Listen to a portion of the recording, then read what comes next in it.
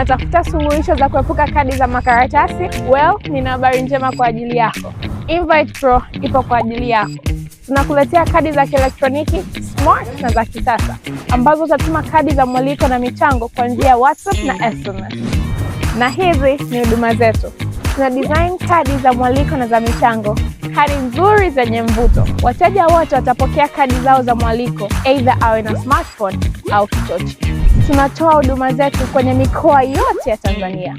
Tufuatilie kupitia ukurasa wetu wa Instagram @invitepro_ au tupigie simu kupitia 0747474098 au tutumie ujumbe kupitia WhatsApp 0763570877. Karibuni.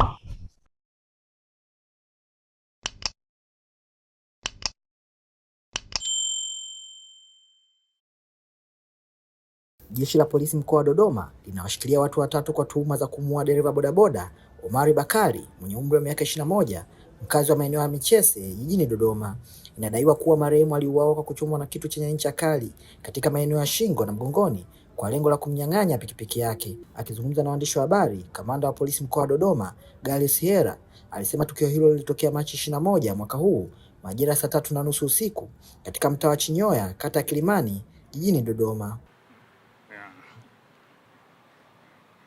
Taarifa kwa umma leo tarehe 1 mwezi wa 4 2026, Jeshi la Polisi mkoa wa Dodoma linawashikilia watuhumiwa watatu kwa tuhuma za mauaji ya mwananchi aitwaye Omari Bakari, umri wake ni miaka 21, dereva bodaboda mkazi wa Michese, aliyeuawa kwa kuchomwa kitu chenye ncha kali shingoni na mgongoni kwa nia ya kutaka kunyang'anya mali, maana ya pikipiki.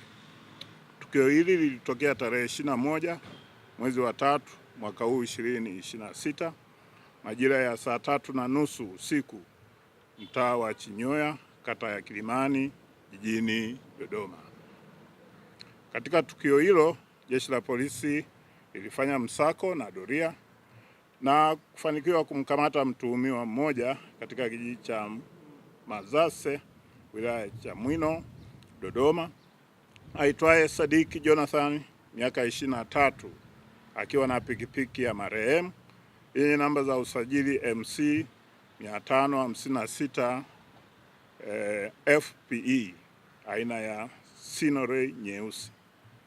Baada ya mahojiano, mtuhumiwa alikiri kutenda kosa hilo akishirikiana na wenzake wawili ambao ni Paulo Abinel, miaka 26, Ramadhani Hamidu, miaka 35, wote wakazi wa Dodoma, ambapo watuhumiwa wote wawili walikamatwa wakiwa katika jitihada za kutaka kutoroka kuelekea mikoa jirani.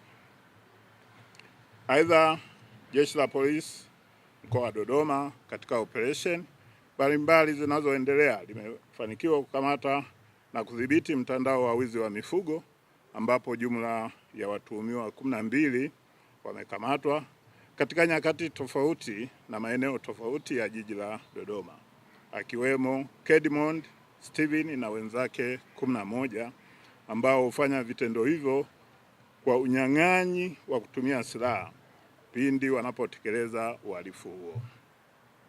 Baada ya kufanya uhalifu huo, wamekuwa wakichinja mifugo hiyo na kuisambaza katika maeneo ya biashara na kujipatia fedha kwa njia isiyo halali. Pia Jeshi la Polisi limewakamata baadhi ya wafanyabiashara ambao hushirikiana na wahalifu hao kwa kununua au kuuza mifugo hiyo au nyama kwa wananchi, jambo ambalo ni kinyume cha sheria.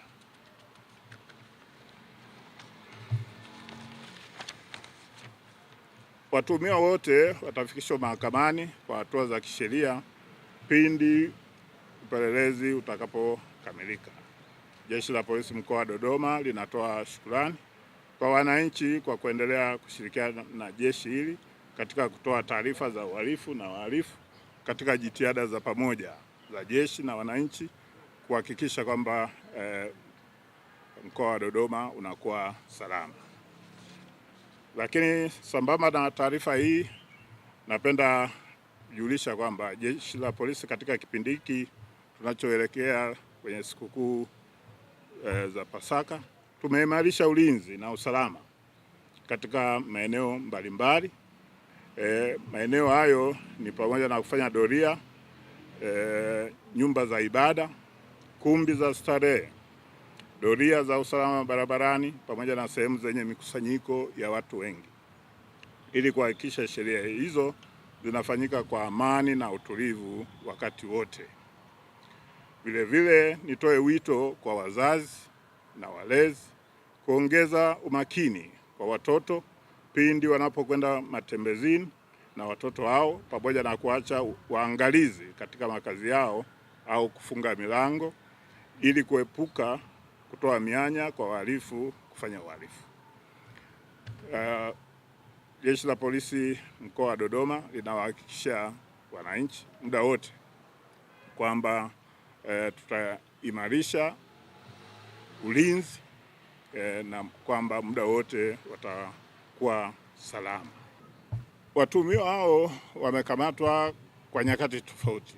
Kuna wale unakuta katika kundi moja wanaweza wakawa 3, 4 na kundi jingine. Kwa hiyo kuna makundi kama 4 ambayo yamekuwa kwa namna moja au nyingine yanashirikiana, lakini kuna matukio ambayo kundi moja linafanya kwa wakati wake.